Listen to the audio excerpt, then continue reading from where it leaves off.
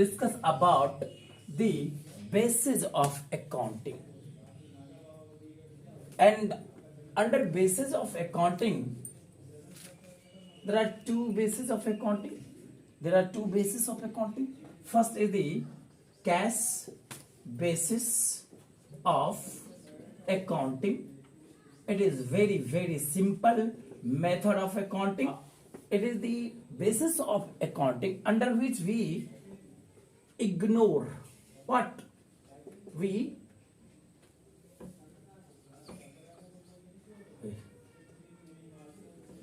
ignore prepaid expenses,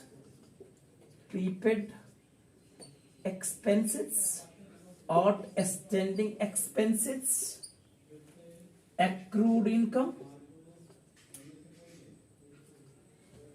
and income received in advance, or unaccrued income you can also say.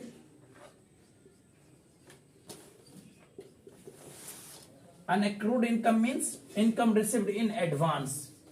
We ignore these things. There's no need to consider about these things in case of cash basis of accounting, and such type of accounting is very, very easy in accounting world, and this method is only practiced by the professional employees, that chartered accountant, advocates. These all are the professional who practices such type of accounting, because there's no need for adjustment. There's no need to write prepaid expenses, outstanding expenses, accrued income or unaccrued income. And now we have to discuss about accrual basis of accounting. Accrual basis of accounting. What do you mean by accrual basis of accounting? As it clear from its name, accrual basis of accounting. I would like to discuss about the accrual basis of accounting, to say that such accounting is practiced, it is applicable by the Companies Act 2013. It is allowed under Companies Act 2013. Cash basis of accounting is not recognized under Companies Act 2013, but accrual basis of accounting is recognized under Companies Act 2013. It is recognized under Companies Act 2013.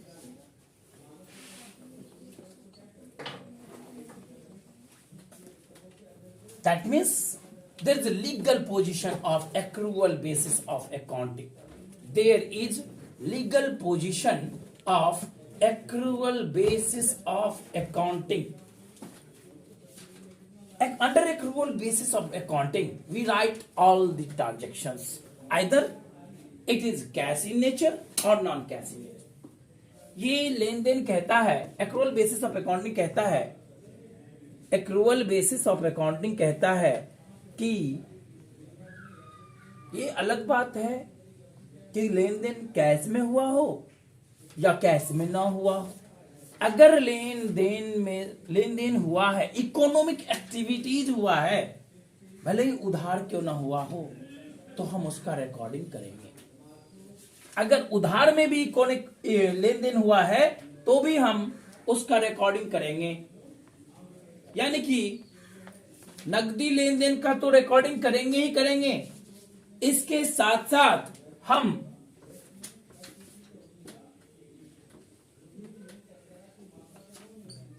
Adjustment करेंगे।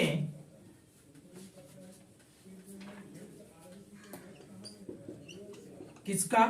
Prepaid expenses का। Prepaid expenses, outstanding expenses, accrued income और unaccrued income, इन सबको भी ignore नहीं करेंगे। अनएक्रूड income, these all incomes will be adjusted under accrual basis of accounting, and therefore accrual basis of accounting is complex in comparison to cash basis of accounting. Today all the business organizations practice accrual basis of accounting rather than cash basis of accounting. It is acceptable by the organizations, either non-profit organizations or profit organizations.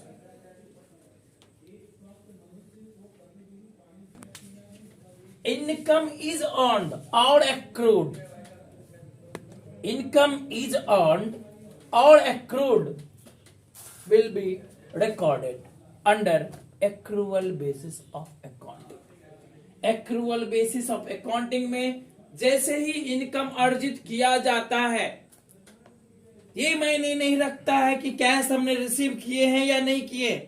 Cash receive अगर किए हैं तो भी हम उसको यहां पे लिखेंगे, अगर ये उधार में हम रिसीव किए हैं तो भी लिखेंगे।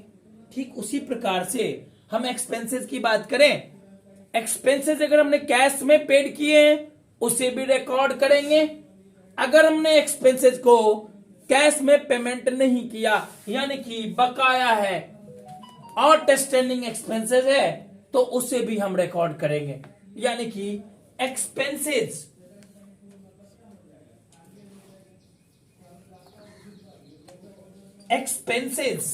made is made or outstanding, both में भी एक्सपेंसेस बना है, एक्सपेंसेस हुआ है, या तो आपने पेड कर दिया है या पेड नहीं किया, दो सिचुएशन हो सकता है। दोनों ही सिचुएशन को हम रिकॉर्ड करेंगे। Have you any problem? Cash basis of accounting में हम उधार बकाया बाकी का कोई रिकॉर्डिंग नहीं करते थे, इसीलिए हम कहते हैं कि कैश बेसिस ऑफ अकाउंटिंग बहुत इजी मेथड ऑफ अकाउंटिंग है, और accrual basis of accounting easy नहीं है, थोड़ा सा कॉम्प्लेक्स है in comparison to cash basis of accounting, क्योंकि एक्रूअल बेसिस ऑफ अकाउंटिंग में हमें एडजस्टमेंट करना पड़ता है। फाइनल अकाउंट में हम एक्रूअल बेसिस ऑफ अकाउंटिंग ही बनाते हैं। कंपनीज एक्ट 2013 जो है हमें कहता है कि आप एक्रूअल बेसिस ऑफ अकाउंटिंग से ही बनाओगे। कैश बेसिस ऑफ अकाउंटिंग आमतौर पे प्रोफेशनल द्वारा एक्सेप्टेबल है, क्योंकि प्रोफेशनल को ज्यादा कॉम्प्लेक्स ट्रांजेक्शन नहीं करना होता है। आमतौर पे वे नकदी लेन देन करते, फी लेते हैं वे। एडवोकेट्स, सीए, सीएस, ये जो प्रैक्टिशनर हैं, डॉक्टर्स, तो उनके लिए ये ज्यादा इजी है कैश बेसिस ऑफ अकाउंटिंग। सभी बिजनेस ऑर्गेनाइजेशन के लिए एक्रूअल बेसिस ऑफ अकाउंटिंग बेहतर है। एक चीज और, अगर हम बात करें कैश बेसिस ऑफ अकाउंटिंग की, तो कैश बेसिस ऑफ अकाउंटिंग के माध्यम से आप करेक्ट प्रॉफिट और लॉसेस का पता नहीं लगा सकते, क्योंकि आप इन चार आइटम्स को इग्नोर कर रहे हो। जबकि एक्रूअल बेसिस ऑफ अकाउंटिंग से आप एग्जैक्टली प्रॉफिट और लॉस का पता कर सकते हो। कैश बेसिस ऑफ अकाउंटिंग के माध्यम से आप बैलेंस शीट का सही सही जानकारी नहीं ले सकते, पोजीशन स्टेटमेंट जिसे हम बोलते हैं, क्योंकि जब नेट प्रॉफिट ही गलत हो जाएगा, नेट प्रॉफिट का फिगर ही डिफर कर जाएगा, तो बैलेंस शीट कैसे सही होगा। जबकि एक्रूअल बेसिस ऑफ अकाउंटिंग में बैलेंस शीट की सही सही जानकारी आप ले सकते हो, लगाया जा सकता है। कैश बेसिस ऑफ अकाउंटिंग में कंपनीज एक्ट 2013 एप्लीकेबल नहीं है, यानी कि companies act 2013 cash basis of accounting को रिकॉग्नाइज नहीं करता, जबकि एक्रूअल बेसिस ऑफ अकाउंटिंग जो है इसे कंपनीज एक्ट 2013 के द्वारा रिकॉग्नाइज किया गया है, यानी कि मान्य है ये। Accrual basis of accounting is widely acceptable in comparison to cash basis of accounting, and therefore on the basis of this interpretation we can say that accrual basis of accounting is acceptable, reliable मतलब क्या होता है, भरोसेमंद, because it presents correct picture about the business organization. But here cash basis of accounting is less reliable in comparison to accrual basis of accounting, and therefore we can say that we should adopt the accrual basis of accounting in comparison to cash basis of accounting. Clear? I have already explained again and again that accrual basis of accounting is widely acceptable either it is business organization or non-profit organization, either it is profit organization or non-profit organization. On the other hand, cash basis of accounting is narrowly acceptable, that means it is generally acceptable by the non-profit organization like as professionals. Okay, I think ये chapter complete हो गया है। इसमें मैंने disadvantage भी बता दिया। अगर हम डिसएडवांटेज की बात करें एक्रूअल बेसिस ऑफ अकाउंटिंग के डिसएडवांटेज की, तो हम ये कह सकते हैं कि accrual basis of accounting cash basis accounting के कंपैरिजन में कॉम्प्लेक्स है। डिमेरिट्स की मैं बात कर रहा हूं, कॉम्प्लेक्स है ये कैश बेसिस ऑफ अकाउंटिंग के कंपैरिजन में कॉम्प्लेक्स है। दूसरी बात की इसका जो अकाउंटिंग प्रोसेस है उसे ज्यादा से ज्यादा इलेबोरेट करना पड़ता है, जरूरत से ज्यादा इलेबोरेट करना पड़ता है। व्याख्यात्मक प्रवृत्ति का है, जैसे इसका जो प्रीपेड आउटस्टैंडिंग एक्रूड अनएक्रूड इनकम का जब हम एडजस्टमेंट करेंगे तो उसका ड्यूअल एंट्री करेंगे, दो जगह एंट्री करेंगे, इलेबोरेट ज्यादा करना पड़ता है कॉम्प्लेक्सिटीज के कारण। नहीं, जब प्रॉफिट और लॉस का तुरंत पता लगाना हो तो एक्रूअल बेसिस ऑफ अकाउंटिंग के माध्यम से इतनी आसानी से आप प्रॉफिट और लॉस का पता नहीं लगा सकते हो, जबकि कैश बेसिस ऑफ अकाउंटिंग से हम इजीली वे में प्रॉफिट और लॉस का पता लगा सकते हैं। तो ये था इसका डिमेरिट।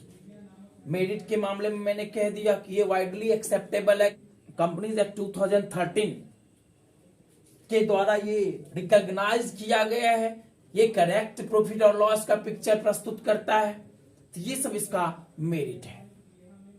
क्लियर हो गया?